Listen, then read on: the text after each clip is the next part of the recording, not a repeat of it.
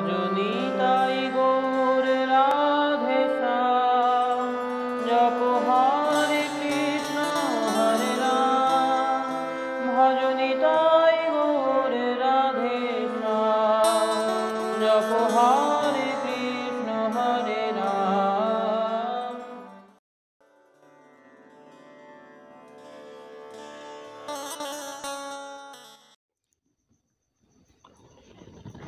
ॐ यस्य प्रसादात् भगवत् प्रसादो यस्य प्रसादान्न गतिकुतोऽपि ध्यायं स्तुवंस्तस्य यशस्त्रीसन्धं वन्दे गुरुश्री चरणारविन्द्यं भजनिताय गौर राधेश्याम जप हरे कृष्ण हरे राम।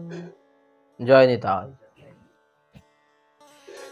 শ্রী নরোত্তম দাস ঠাকুর মহাশয় বিরচিত প্রেম ভক্তি চন্দ্রিকা পর্বে আমরা আস্বাদন করে যাচ্ছি ক্রমান্বয়ে।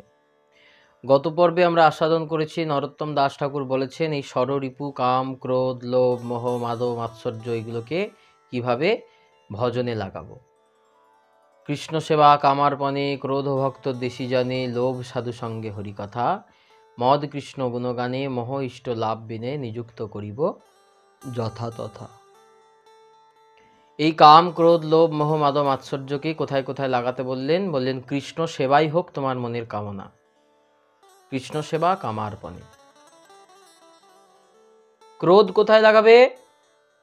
যারা সাধু নিন্দা ভক্ত নিন্দা ভগবত নিন্দা করে তাদের জন্য ক্রোধটা লাগবে, ক্রোধ ভক্ত দেশি জানে। লোভটা কোথায় থাকবে? লোভ হবে সাধু সঙ্গে হরিকথা। কোথায় সাধু সঙ্গে হরিকথা হচ্ছে সেই প্রতি লোভ থাকবে, লোভ সাধু সঙ্গে হরিকথা। মোহ ইষ্ট লাভ বিনে, মোহ কিসে থাকবে? যতক্ষণ না আমার ইষ্ট বস্তু লাভ হচ্ছে। মদ কৃষ্ণ গুণগানে, অহংকার কি হবে? আমি কৃষ্ণের দাস, আমি নিতাইয়ের দাস, নিযুক্ত করিব যতটা। আর কোনটাকে বাদ দিয়েছেন ভজন থেকে? হিংসার ভালো নাম কি? মাৎসর্য। মাৎসর্যকে ভজনে বাদ দিয়েছেন। কেন মাৎসর্যকে নিয়ে ভজন হবে না কেন?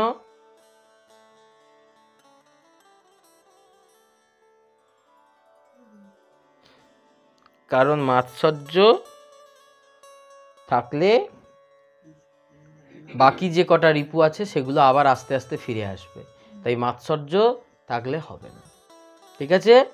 এরপরে আজকে বললেন অন্যথা স্বতন্ত্র কাম অনর্থাদি যার নাম ভক্তি পথে সদা দেয় ভঙ্গ কিবা সে করিতে পারে কাম ক্রোধ সাধকেরে যদি হয় সাধু জনার সঙ্গ। অন্যথা স্বতন্ত্র কাম অনর্থাদি যার নাম, অর্থাৎ স্বতন্ত্র কাম কাকে বলছে? স্বতন্ত্র কাম হচ্ছে এই সাংসারিক বিষয় বাসনা আশা, একেই বলছে স্বতন্ত্র কাম। যে চিন্তা ভাবনার মধ্যে ভগবানের কোনো চিন্তা ভাবনা নেই সেইটাকে কি বলছে? স্বতন্ত্র কাম। অর্থাৎ এই সাংসারিক চিন্তা ভাবনার মধ্যে কিন্তু আমাদের কৃষ্ণ চিন্তা নেই।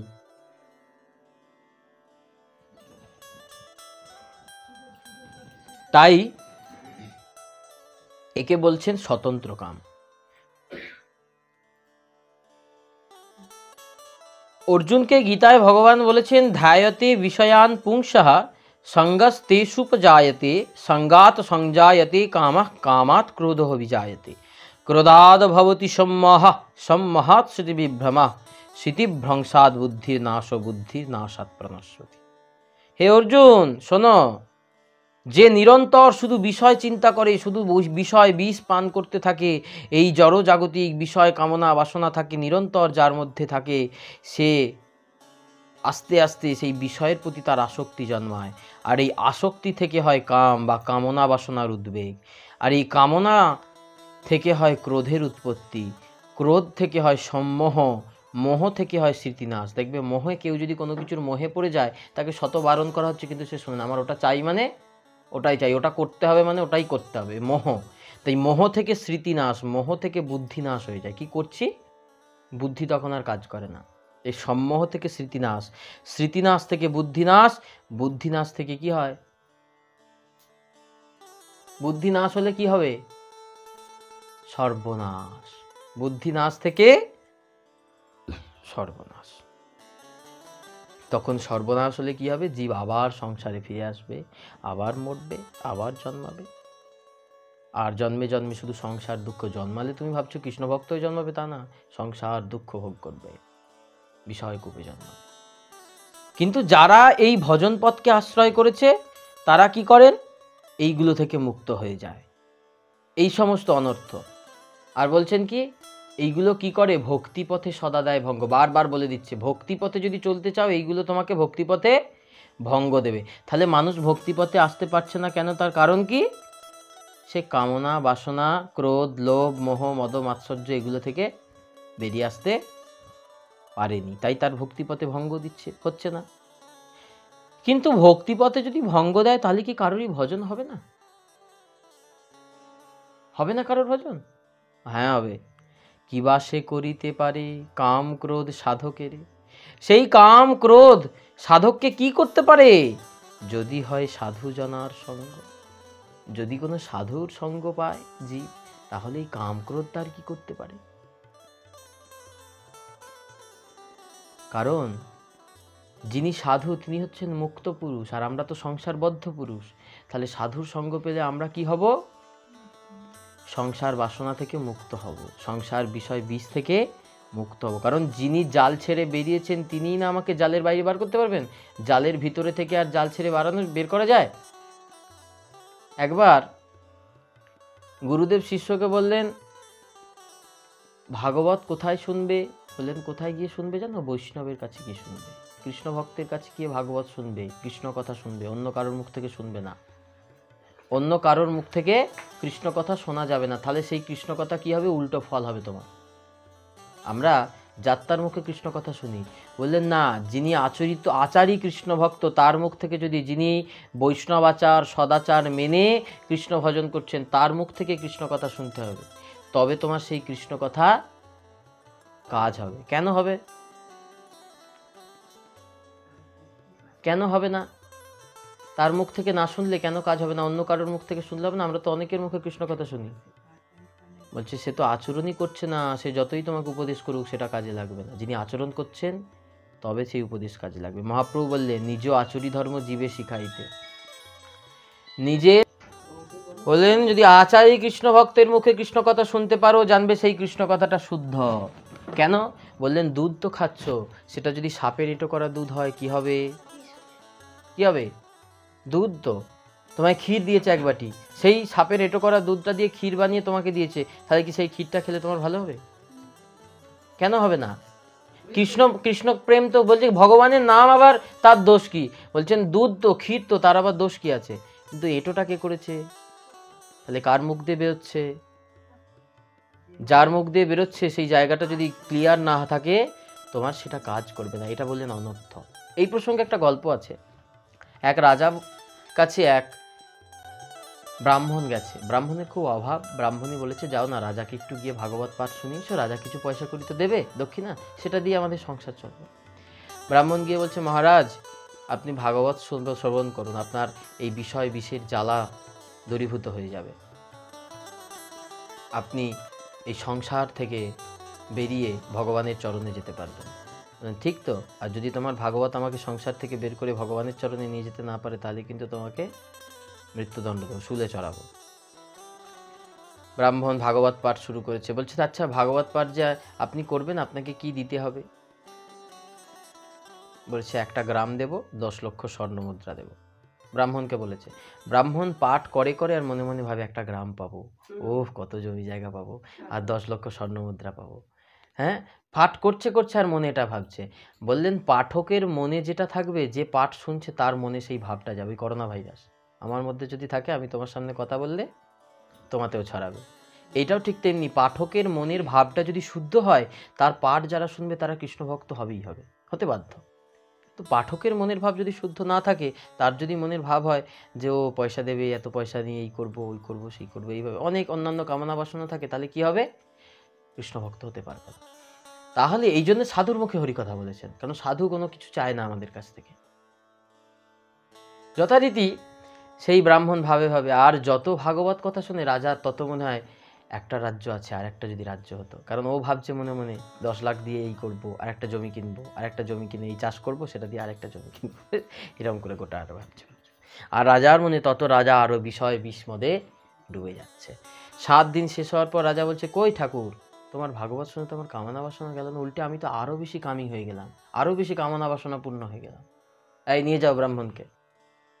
ভগবান দেখলেন না আমার ভাগবত মিথ্যে হয়ে যাবে, আমার ভক্ত মিথ্যে হয়ে যাবে, আমার ভক্ত আমার ভাগবতকে তো মিথ্যা হতে দেওয়া যাবে না। ভগবান নিজে এলেন ব্রাহ্মণের রূপ ধরে, ব্রাহ্মণের রূপ ধরে নিজে এলেন। নিজে এসে মহারাজকে বলেন, মহারাজ একবার আমি পাঠ শুনিয়ে দেখি, আপনার বিষয় বিষ মোচন হয় কিনা। বললেন, তুমি আবার পাঠ শোনাবে? তোমার প্রাণের ভয় নাই? একজনকে তো শুলে চড়াবার জন্য কারাগারে রেখে দিয়েছি, আর তুমিও মরবে বলে? আচ্ছা এবার শুনুন না, ঠিক হবে, বলো তোমার কি চাই।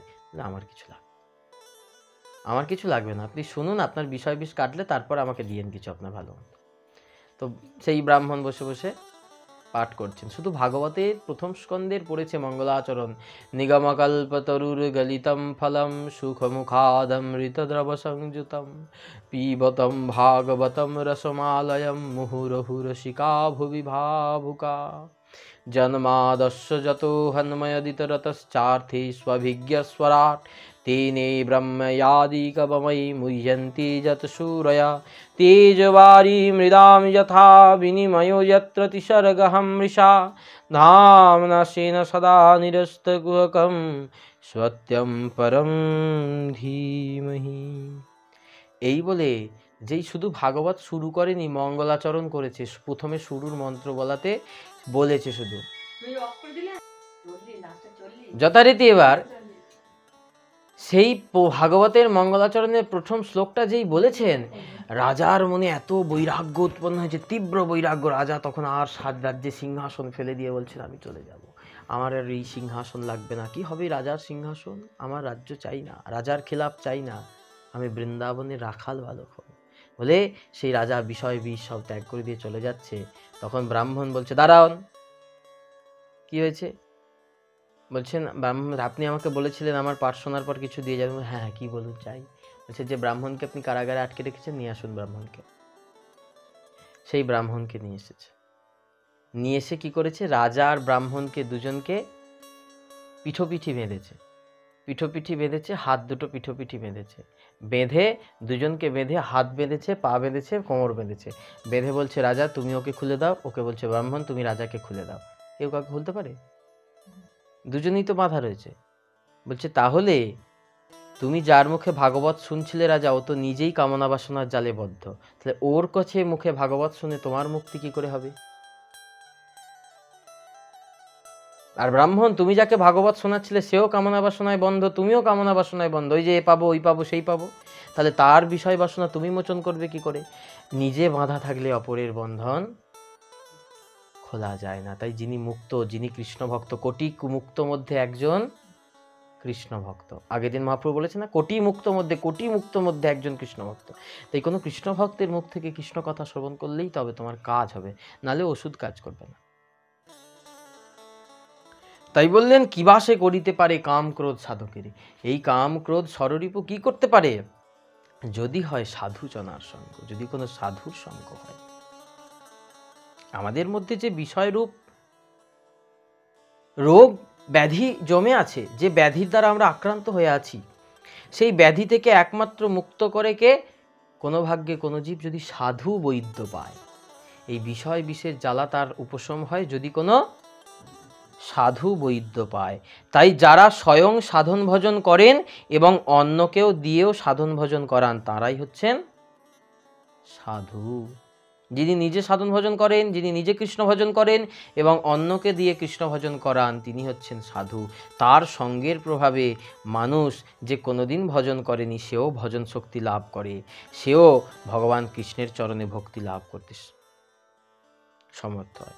তাই সঙ্গের কথা দূরে থাক, সাধুগণের দর্শনই মহাত্মা। তার দর্শনে কৃষ্ণ ভক্তকে দর্শন করলেও তার কল্যাণ হয়। এটা ভাগবতে বলেছেন, সাধুনাং সমচিত্তানাম সুতরাং মৎকৃত্মানাম দর্শন নান ভবেদ বন্ধ পুংস হক্ষ্ণ সবীর্বতুজা ন হন্ময়ানি তীর্থানি ন দেবা মৃচ্ছিলমায়া তে পুণ্যন্তরু কালীন দর্শনাদেব সাধব। এই দামোদর মাসে ভগবানকে যখন দড়ি দিয়ে বাঁধলেন উদুখোলে, ভগবান ছুটে গিয়ে দুটো গাছে আটকে গেছিল উদুখোলটা। কি দুটো গাছটার নাম জানো? দুটো অর্জুন গাছ, যমজ দুটো অর্জুন, যে যমল অর্জুন ভঞ্জন, আমি বলি না কীর্ত হয়েছে, যমল অর্জুন ভঞ্জন। ওই যমল অর্জুন দুটো হচ্ছে যমজ অর্জুন গাছ ছিল বৃন্দাবনে, আর ওই যমল অর্জুন গাছে গিয়ে ওই উদুখোলটা আটকে গেছিল। উদুখোলটা গিয়ে আটকে গেছে।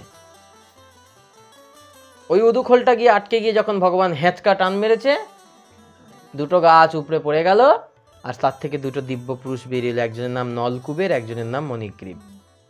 মলিগ্রীব ননকুবের মোচন ও হে দামোদর দয়া করো। এই জন্য সেই নলকুবের আর মণিগ্রীবকে ভগবান বললেন, সূর্য উঠলে যেমন চোখে দেখতে আর কোনো অসুবিধা হয়, এখন অন্ধকারে যদি বলা হয় তোমাকে মাঠে মাঠে শিয়ালি যেতে, তুমি একা যেতে পারবে অন্ধকারেতে? কিন্তু সূর্য উঠলে আর কিছু অসুবিধা হবে? বললেন সূর্য উঠলে যেমন চোখ সব কিছু দেখতে পায়, তার দেখতে আর কোনো বাধা থাকে না। এখন যদি তোমাকে বলা হয় বাঁধ সোজা দেখা যাচ্ছে, বাঁধে কি হচ্ছে, তুমি দেখতেও বলতেও পারবে না। কিন্তু দিনের বেলা হলে দেখে বলতে পারবে, ওই তো ওই লোকটা যাচ্ছে, কি ওইখানে এই হচ্ছে। ঠিক তেমনি বললেন এই চোখ, সূর্য উঠলে যেমন চোখের দেখতে অসুবিধা হয় না, তেমনি যে সমস্ত কৃষ্ণ ভক্ত সাধু বৈষ্ণব মহাত্মা আমাতে সমর্পিত চিত্ত আমার সেবা করে, তার আর জীবমাত্রই সংসার বন্ধন থাকে না। বলে আমরা দেখছি কৃষ্ণ ভক্ত সংসার করছে, কেন? ওই তো সংসার করছে, বেশ তো সংসার করছে, স্ত্রী পুত্র পরিবার। বলছে না গো, ও যে আচারী কৃষ্ণ ভক্ত, ও কি মুক্ত পুরুষ, ও মনে হচ্ছে সংসারী, ও সংসার মধ্যে আছে, উনি সংসার মধ্যে আছেন তাই সংসারী। যখনই সংসার থেকে উনি নেই তখন উনি সংসারী নন। যিনি প্রকৃত কৃষ্ণ ভক্ত, আমার অনেক সংসারী কৃষ্ণ ভক্ত আছে, দেখবে তারা সত্যি, তাদেরকে দেখলে মনে হবে যে এত ভজন সাধন করতে পারে তারা, আমরা কি করছি সেখানে। তাই সাধুগণের ন্যায় সাধুগণ যে স্থানে পা দেন সেই সেই স্থানগুলোই তীর্থ হয়ে যায়। অর্থাৎ সাধুগণের চরণ পবিত্র, চরণ স্পর্শিত জায়গা তীর্থ হয়ে যায়। যে গৃহে কখনো সাধুর চরণ ধুলা পড়েনি, কোনো কৃষ্ণ ভক্ত বৈষ্ণবের চরণ ধুলা পড়েনি, সেই গৃহ শ্মশান মাত্র।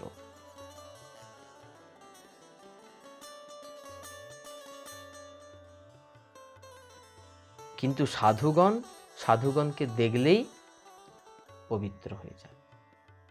বলছে সাধু দর্শনই পবিত্র, এই জন্য তীর্থে যাওয়ার নির্দেশ দেওয়া আছে। তীর্থে গেলে কি দেখতে পাবে? সাধু বৈষ্ণব। সাধু মানে গেরুয়াধারী জটাধারী, ওগুলো শুধু সাধু নয়, যারাই ভজনশীল তারাই হচ্ছেন সাধু। এই জন্য বললেন কোনো মহৎ সঙ্গের দ্বারা, সেই মহতের শরণাগত হয়ে যদি তুমি থাকতে পারো, তাহলে তোমার এই কাম ক্রোধ লোভ মোহগুলো সব চলে যাবে। তাই সুতরাং শোনো ভক্তগণ, তুমি এক কাজ করো, সাধু সঙ্গে থেকে আমার ভজন করো, সাধুর সঙ্গে থেকে আমার ভজন করো, আমার নাম করো, দেখবে আস্তে আস্তে সব ঠিক। তার পরবর্তী পয়ারে বলছেন, ক্রোধ বা না করে কিবা, ক্রোধ ত্যাগ সদা দিবা, লোভ মোহ এই তো কথন। বলছে রাগ হচ্ছে কৃষ্ণ ভক্তের, কিন্তু কৃষ্ণ ভক্ত রাগছে না। ক্রোধ না করে কিবা, বললেন একটা খুব উপায় ভালো বলেন বৃন্দাবনের। বলছেন যখন তোমার রাগ আসবে কি হবে জানো? রাগ হলে রাধে রাধে রাধে রাধে রাধে রাধে রাধে রাধে রাধে রাধে রাধে রাধে যত পারবে মুখে বলে যাও, দেখবে রাগ কোথায় চলে। রাধে রাধে বললে রাগ চলে যাবে। ক্রোধ না করে কিবা, ক্রোধ ত্যাগ সদা দিবা, লোভ মোহ এই তো কথন। বলছে যে ব্যক্তি অত্যধিক রেগে যায়, রাগের কারণ কি? বলছে আমার তো রাগের কারণটাই আমি খুঁজে পাই না, আমি কেন রেগে যাই। বলছেন যিনি রেগে যান, বুঝতে হবে তার অনেক কামনা বাসনা আছে। যার কামনা বাসনা নেই তিনি রাগবেন না। কেন? আমার কামনা বাসনাটা পূরণ না হলেই কিন্তু আমি রেগে যাই। আমার রান্না করা খাবারটা এই রকম চাই, যখনই হচ্ছে না আমি রেগে যাচ্ছি। আমি এই খাবারটা এইভাবে করতে বলেছিলাম, নুন হয়নি কেন, এই হয়নি কেন, বাস। কেন? আমার কামনা বাসনা আছে এটা এইরকম হতে হবে। আমি একটা কাপড় কিনতে গেছি বা কাপড় কিনে এনেছে বাড়িতে, আমি বলেছিলাম কাপড়টা এত দামের চাই, এই রকম চাই, কেন আনিনি? তাহলে আমার কি কামনা বাসনা আছে, তাই তো আমি রেগে গেছি। আমি বলেছিলাম অমুক জায়গায় ঘুরতে যাবো, আমাকে নিয়ে যায়নি, তাহলে আমার কি ছিল? কামনা বাসনা। তাই কামনা বাসনা আছে এটা বুঝবে কি করে? এর একটা সিগন্যাল দিয়ে দিয়েছে ক্রোধ। যার মধ্যে ক্রোধ আছে তার মধ্যে কামনা বাসনা। অতএব আমাদের সবারই ক্রোধ আছে, আমরা সবাই কামনা বাসনায় বিশেষ জর্জরিত। যেদিন এই ক্রোধটা চলে যাবে নিজের মন থেকে, সেদিন বুঝতে পারবে কামনা বাসনা আমার গেছে। ছয় রিপু সদাহীন করিব মনের ভিন, কৃষ্ণচন্দ্র করিয়া স্মরণ। এই 6 রিপুকে বার করে দেব। কি করে বার করব? মন থেকে দূর করে দেব, কৃষ্ণচন্দ্র করিয়া স্মরণ। ওই কৃষ্ণ সিংহ যখন হৃদয়ে ঢুকবে, বাকি যা জীবজন্তু, পাখি, হরিণ হৃদয় জঙ্গলে ভেতরে বসেছিল, সব সিংহের গর্জনে কি করবে? বন ছেড়ে পালিয়ে যাবে। এখন সিংহ যদি বনের ভিতরে একবার হাঁ করে ডাকে, একটাও প্রাণী সেই এলাকায় থাকবে? রে বাবরে, বনের রাজা সিংহ ঢুকেছে, পালারে পালারে। তেমনি শুনিয়া গোবিন্দ রব, আপনি পালাবে সব, সিংহ রবে যেন করিগণ। সকল বিপত্তি যাবে, মহানন্দ সুখ পাবে, যার হয় একান্ত ভজন। এটা খুব বড় কথা। এই কথাটা যদি কেউ বিশ্বাসের সহকারে নিজের মধ্যে ঢুকিয়ে নিতে পারে, আর তার কিচ্ছুর প্রয়োজন নাই। শুনিয়া গোবিন্দ রব, আপনি পালাবে সব। তুমি যে নাম করছো, নাম সিংহ হৃদয়ে ধরেছ, এই নাম সিংহ যদি তোমার অহর্নিশি চলতে থাকে, কি হবে? তোমার হৃদয়ের মধ্যে থেকে যা কিছু খারাপ জিনিসগুলো আছে আস্তে আস্তে বেরিয়ে যাবে। এই নাম সিংহ, এই গোবিন্দ রব।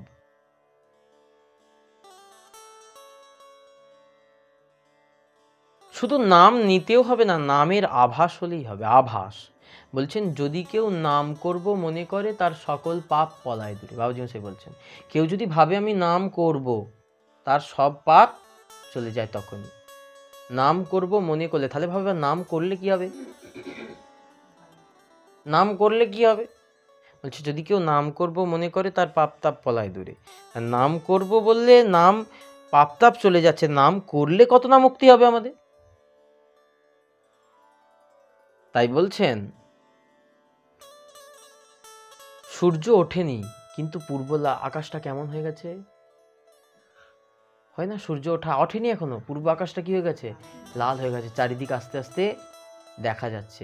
তেমনি কৃষ্ণ নাম করেনি, শুধু করব বলে ভেবেছে, তাতেই আস্তে আস্তে তার আচরণ পাল্টে গেছে, তার মধ্যে ভক্তির উদয় হয়েছে, শুধু করব বলে ভেবেছে। সূর্য ডোবেনি, এই সূর্য ডুবে গেছে, কিন্তু তারপরেও দেখো কি হয়েছে, ওই পশ্চিম দিগন্তটা লাল হয়ে আছে না, অনেকক্ষণ আভাসটা রয়ে গেছে। তাই বললেন, এই নাম সিংহকে যদি তোমার হৃদয়ে স্থান দিতে পারো, আর কোনো তোমার মধ্যে খারাপ জিনিস থাকবে না। এই জন্য বারবার নামের প্রতি জোর দিচ্ছেন, বলছেন নাম জপ করো, নাম জপ করো, নাম জপ করো। সকল বিপত্তি যাবে, মহানন্দ সুখ পাবে, যার হয় একান্ত ভজন। সমস্ত বিপত্তি যাবে, এইখানেই তো বলে দিলেন, সমস্ত বিপত্তি যাবে, নাম করো তুমি। এই নামের প্রতি প্রাণপণে, নাম নামি এক জেনে শুধু নাম করে যাও ভাইরে। যেই নাম সেই কৃষ্ণ, ভজনিষ্ঠা করি। নিষ্ঠাটা দরকার আছে, নামটা এমনি এমনি শুধু বলে গেলাম হবে না।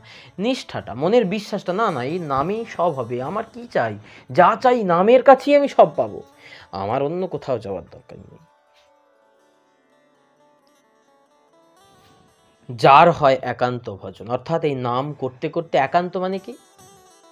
শুধুমাত্র কৃষ্ণ আর আমি, আমার প্রভু কৃষ্ণ, আমি কৃষ্ণের সেবক।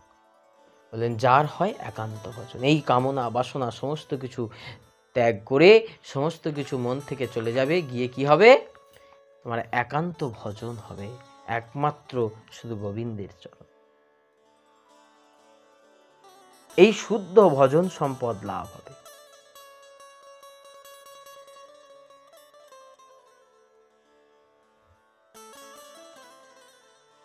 কেননা এই একান্ত ভজনটা না হলে হবে না।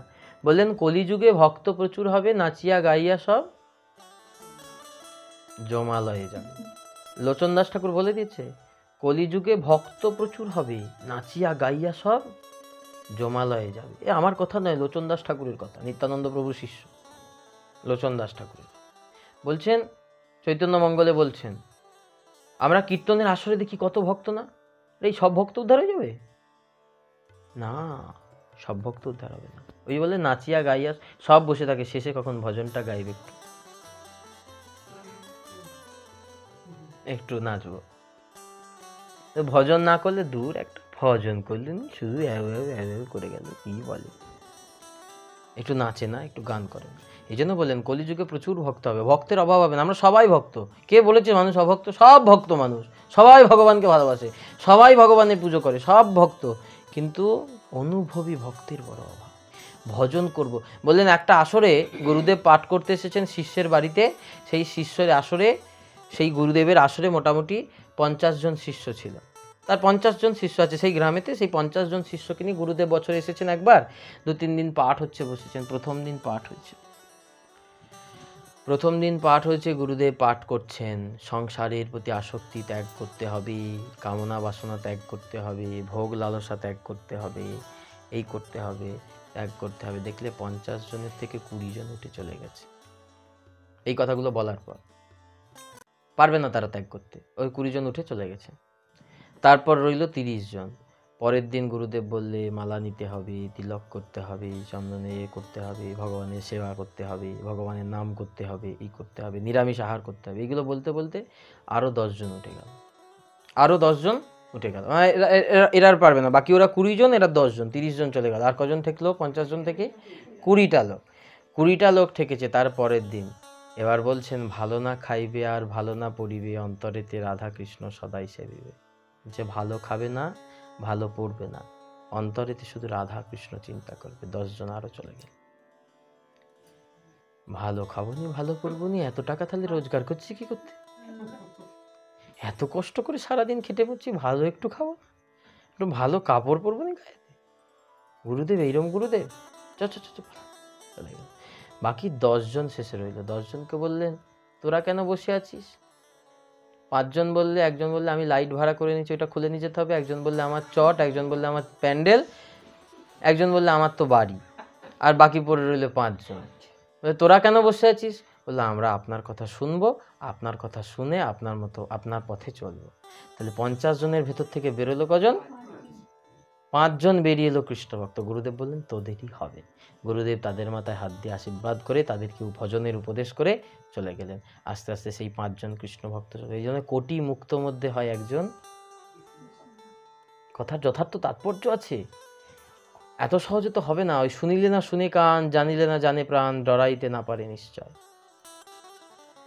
এই হলো আমাদের ভজন জগৎ। কৃষ্ণ ভজন অতীব কঠিন, আবার অতীব সহজ। যে সহজ করে নিতে পারবে গোবিন্দকে আপনার, সে সব করতে পারে। আজকে যেখানে পাঠ করতে গেছিলাম, বলার কথা নয়, পুরো এলাকাটা শুধু খেটে খায় মানুষ। কিসেন খেটে খায়? তারা ঘর ঘর নিরামিষ খাচ্ছে, ঘর ঘর পারাম্বা। এক চেটিয়া লোক দেখছি, আমি গেলাম, গিয়ে চুপচাপ বসে আছি, দেখি একজন এলো তিলক পরে, মালা হাতে জপ করতে করতে, একাদশীর ব্যাপার করতে করতে এলো। আর একজন এলো, এই করে দেখলো 30-40টা লোক আর বাড়ির বউ চলে এলো। এরকম করে ঘুরে ঘুরে ঘুরে ঘুরে আমি বললাম তোমরা এখানে কি করে করো? নিরামিষ খাও কি করে তোমরা? এই এত কিছু করো, সারাদিন তো খাটতে হয়। যত আর ওই তোমার বড় ক্ষেত্রীদের বউ, তোমরা তো খাও। বললো ওই তো সবই গোবিন্দ করছে।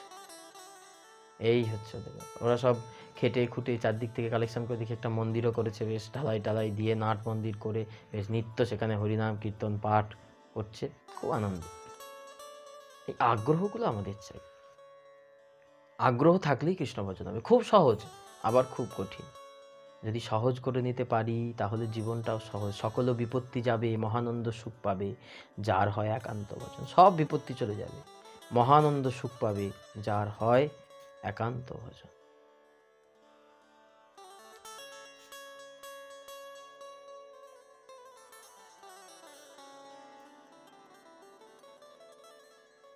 এইভাবে একান্তভাবে একান্ত হয়ে ভজন করে ভগবানের চরণে নিজেকে সমর্পণ করতে হবে। আমরা তো আমার বলে আটকে রেখে দিয়েছি কিছু জিনিস। ভগবান বললেন আমি কি করে সবটা না দিলে তো আমি কাজ করতে পারবো না, সবটা আমায় দিতে হবে, তবে তো হবে। আমার বলে তো কিছু রেখে দিয়েছি। আমার ভালোবাসাটাও তো ভগবানের প্রতি পুরোপুরি দিইনি, কিছুটা এর প্রতি, তার প্রতি, ওর প্রতি, এরকম করে ভাগ করা রয়েছে। যতক্ষণ না সব দিক থেকে ঘুরিয়ে সবটা দিয়ে দিতে পারছি, ততদিন পর্যন্ত কৃপা সবটা আসবে। আর যদি বলি আমার এই জন্মে হবে না, তাহলে আর কোনো জন্মেই হবে না। কেন? এই জন্মে যদি ভালো না করো, পরের জন্মে আরেকটু ভালো হবে কি করি? এটা প্রহ্লাদ মহারাজ বলেছেন যে যদি পারো, ওই ষণ্ড অমর্ক হে আমার পিতা, যদি পারো এই জন্মে মনুষ্য জন্ম পেয়েছো, দেহ পেয়েছো, একটু ভজন করে নাও, পরের জন্মে পাবে কি না পাবে জানো না। তাই এমন কিছু করো যাতে পরের জন্মে মানুষ্য জন্ম দিতে ভগবান বাধ্য হয়। দিতেই হবে আমাকে, আমার ডিগ্রি আছে সেরকম, আমাকে দিতেই হবে। মানে যার অত্যধিক ডিগ্রি আছে, যার অত্যধিক কোয়ালিফিকেশন আছে, যে ইন্টারভিউয়ে পাস করে গেছে, তাকে সরকার চাকরি দেওয়া থেকে বিরত রাখতে পারবে? চাকরি তাকে সরকারকে দিতেই হবে। সরকার বলছে একে তো কাটার কোনো জায়গা নেই, তেমনি এমনই ভজন করতে হবে যেন কাটার জায়গা গোবিন্দের না থাকে, সেই রকম নাম্বার নিয়ে পাস করে গোবিন্দের কাছে যেতে হবে। এইখানে যখন তোমাকে কেউ জিজ্ঞেস করবে কি গো তোমার কত আছে, বলে আমার 1 লাখ আছে, ওখানে গিয়ে বলবে ক লাখ আছে, ওখানে গিয়ে জিজ্ঞাসা করবে ক লাখ আছে, তখন বলবে ছিল তো ওইখানে, এইখানে তো কিছু নেই। তোমার পাশে একজন কৃষ্ণ ভক্ত বলবে আমার এত লক্ষ নাম সঞ্চয় করা আছে, ও বলবে এসো নৌকায় উঠে পড়ে, পার করে দেবে। এটা লাগবেই, এ শাস্ত্রের কথা, মহাপ্রভুর নিজের মুখের কথা। এবার এই জগতে যা সঞ্চয় করলে কিচ্ছু যাবে না, কিন্তু এ জগৎকে ফাঁকি দিয়ে যেটুকু সঞ্চয় করে রাখতে পারবে কৃষ্ণ ভক্ত, যেটুকু সঞ্চয় করে রাখে সেটুকু তার জন্মে জন্মের কাজে লাগে, ওটা নষ্ট হবে না। তুমি এই জন্মে যদি লক্ষ কোটি নাম জপ করে রাখো, ওটা এই জন্মেও যেমন কাজে লাগলো, পরের জন্মেও কাজে লাগলো, তারপরের জন্মেও কাজে লাগলো। কারণ গত জন্মে স্বীকৃতি না করে রাখলে এই জন্মে তুমি কৃষ্ণ ভজনে আসতে পারবে না, আবার সেই জন্ম পেয়ে কৃষ্ণ ভজন না করলে তারপরের জন্মে কৃষ্ণ ভজন করতে পারবে না। অর্থাৎ একবার কৃষ্ণ ভজন যদি শুরু হয়, এই জন্মে জন্মে চলতেই থাকবে, কোনোদিন আর যখন যেখানে গিয়ে শেষ করবে সেখান থেকে আবার শুরু হবে। তাই যতটুকু সময় পাবে ততটুকুই ভগবানের চিন্তা, ভগবানের নামই কাটাতে হবে, নাম করতে হবে, নাম নিতে হবে। এই যে আমরা হরিবাসর কীর্তনে কি বললাম, সর্বমহা প্রায়শ্চিত্ত যে প্রভুর নাম, বলছে যতই পাপ করে থাকো এই নাম গ্রহণ মাত্রই তোমার সমস্ত পাপ স্খলন হয়ে যাবে। সর্বমহা প্রায়শ্চিত্ত বলছে মানুষের দেহটা মরে গেল, তারপর এসে তার ছেলেকে দিয়ে মন্ত্র বলিয়ে প্রায়শ্চিত্ত হবে? মানুষটা তো মরে গেল, কে প্রায়শ্চিত্ত করবে তার? বলে যদি প্রায়শ্চিত্ত করতে হয় বেঁচে থাকতে নাম গ্রহণ করে প্রায়শ্চিত্ত করো। মনুসংহিতায় ডিরেক্ট বলা আছে যে এভাবে প্রায়শ্চিত্ত হয় না, ব্রাহ্মণরা টাকা পাবে তাই এখনো করে। কিন্তু মনুসংহিতায় স্পষ্ট বলা আছে যে যে ব্যক্তি বেঁচে আছে তবেই তার প্রায়শ্চিত্ত হবে, বেঁচে থাকতে তুমি প্রায়শ্চিত্ত করেছো। শাস্ত্রে 5 রকমের প্রায়শ্চিত্তের কথা বলেছে, কিন্তু মৃত্যুর পর প্রায়শ্চিত্ত কোনো শাস্ত্রে নাই। কিন্তু আমাদের ব্রাহ্মণ সমাজ তাদের একটা বিধি নিয়ম অনুযায়ী করে যায়, কিন্তু মৃত্যুর পর প্রায়শ্চিত্ত নেই। কারণ যে ব্যক্তি সে পাপের প্রায়শ্চিত্ত নিজে করবে। তাই বললেন যদি তোমার প্রায়শ্চিত্ত করণীয় হয় তুমি হরিনাম করে যাও। আমরা কর্মে জ্ঞানে অজ্ঞানে অনেকই পাপ করি, অনেকই অকর্ম দুষ্কর্ম করি, কিন্তু হরি নাম রূপী অ্যান্টিভাইরাস যদি আমাদের মধ্যে থাকে, আর এই পাপ ভাইরাস আমাদেরকে স্পর্শ করবে। জয় নিতাই, জয় গৌর নিতাই, গৌর রাধেশ্যাম, জয় হরে কৃষ্ণ।